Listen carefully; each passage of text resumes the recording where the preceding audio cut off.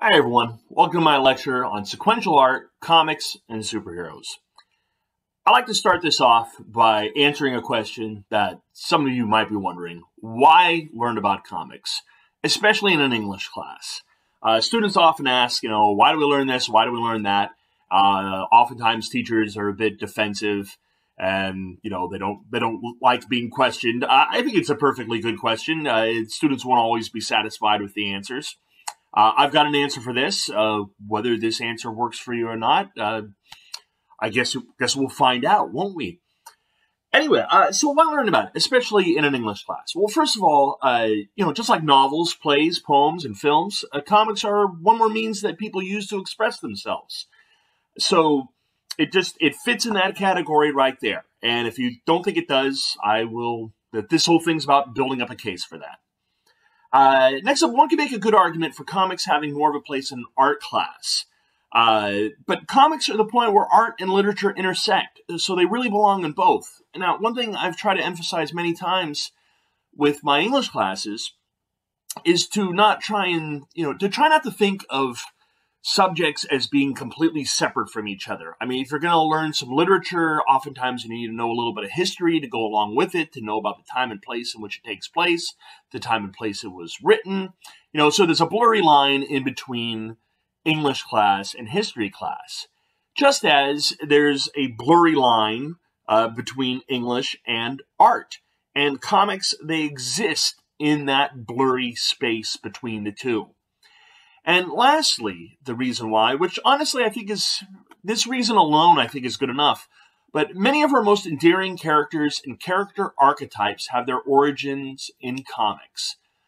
One of the reasons why I teach pretty much everything I do, whether it's Greek mythology, Norse mythology, Shakespeare, classic novels like Of Mice and Men, is because all of these things have informed so much of our popular culture.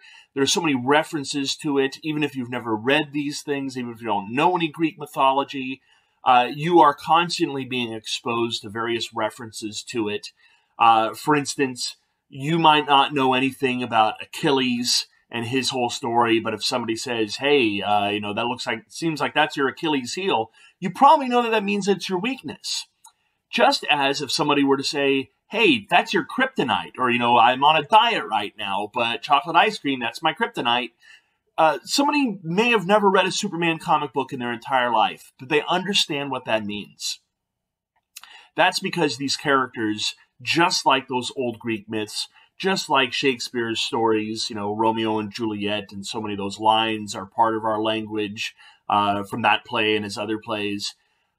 Comic books and superheroes, they're everywhere. And this is very easy for me to make this case right now, considering so many popular movies and TV shows are directly based on comics and superheroes that it's there. It seems like when I started doing this, maybe, not quite 20 years ago, but it's getting close, I would have to maybe more make references to things that were indirectly inspired by comics. Now it's everywhere. So what are the origins of these things? Where did all these characters come from? How long have they been around? That's what this is all about. Much like, Greek mythology, why do we say it's our Achilles heel? Why do you say that guy has the Midas touch? Where do these stories come from? What are they all about? It's the exact same thing. Except, like I said, I think they're part of our culture even more so right now, or at least it's more obvious to find the references. So let's start off by defining what we're talking about. What are comics? And here's where we run into our first problem. That is a bit of a misleading term because it implies humor, even though comics cover a wide range of subject matter. A more accurate term for it would be sequential art. Now, sequential art, I believe, is a term that was coined by a really wonderful comics artist named Will Eisner. I'll try and work him into here somewhere. He wrote a whole book examining it and how it works. But for right now, all you need to know, sequential art, it's a form of narrative art. Now, narrative art, what's that? It's art that's used to convey a story. So it's not just art for the sake of art. It's trying to, it has a narrative. It's telling a story. That's a really old concept. It goes back as far as the Lascaux cave paintings, which date between 15,000 and 10,000 BC, BCE, whichever you prefer. Realize the significance of this.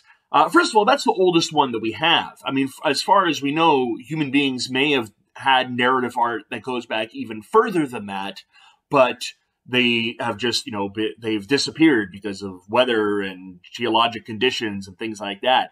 The nature of these caves preserved these images, so we still have them. But 15,000 to 10,000 BC, the oldest thing I teach is the Odyssey to my freshmen, which dates back to around 800 BC.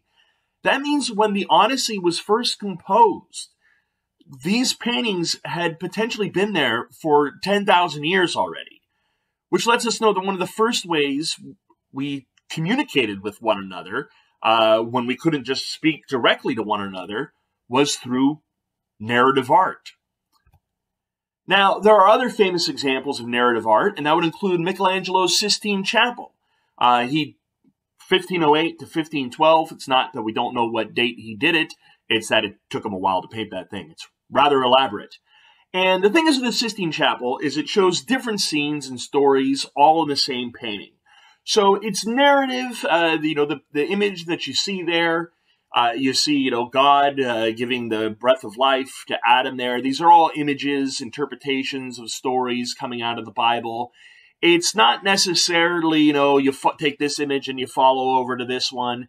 It's just, you got a lot of stuff going on there from the Bible. So it's narrative art. But what makes something sequential art?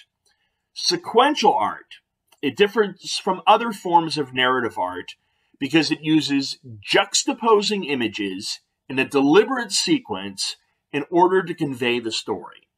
Now, if you're not following that, juxtaposing images, it means the images are next to each other. Deliberate sequence, it means they are next to each other in a very specific order. If you change the order, you have messed up the story and you get a completely different meaning out of it. So the pictures have to be in a specific order, and then in order to convey a story, it tells a story. So you move them around, it's no longer telling the story. So instead of just an image that's, conveying a story, you've got images in a specific order telling a story. And realize, of course, you can get a lot more complex with that than just simple narrative art and, like the cave paintings. Narrative art's been around a long time. And this brings us to part one, ancient tombs to newspaper strips. As you can see there, it's been around a long time. Some examples, they include the Tomb of Mena. That goes back to 1200 BC or BCE in Egypt. Now, not nearly as old as the Lascaux cave paintings. We're just talking about 3,000 years, but 3,000 years, that's quite a long time. These pictures, which do not confuse them with hieroglyphics, because it's not hieroglyphics. Again, they're pictures, they're in a specific order, and they're telling a story. It's comics. Another example would be Trajan's column. That dates to 113 CE or AD, whichever you prefer, in Rome.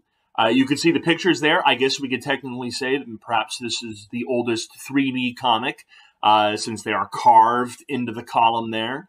Once again, the pictures, they're in a specific order. They're telling a story. That's exactly what a comic does. So there you go. Next up, we have the Bayeux Tapestry. That dates back to the 11th century in France. Tells the story of the Norman invasion of England, which is an important historical event as far as English history is concerned. It's also pretty important as far as the development of the English language. But for our purposes right now, the Bayeux Tapestry, it's comics, because the pictures, again, specific order, telling a story. You even see some text there as well, so it's a little bit more like what we think of when we see comics. But comics don't need to have text. Many of them do. And lastly, for these older examples, we have the Codex Natal, which includes the Epic of 8 Deer Tiger's Claw. And that dates back to the 14th century in Mexico. I am pretty sure this was created... This comes from the Aztec Society. I don't know exactly how to read this, but just like everything else, it's telling a story of a hero. Epics, epic heroes, they're all over the world, different cultures, different societies. The Aztecs were no different. That name, 8 Deer Tiger's Claw, I suggested it as a name. I suggested it as a name for my son. My wife wasn't having it. She didn't want a son called 8-Deer Tiger's Claw. I don't know why. I think it's a perfectly good name. But anyway, there you go.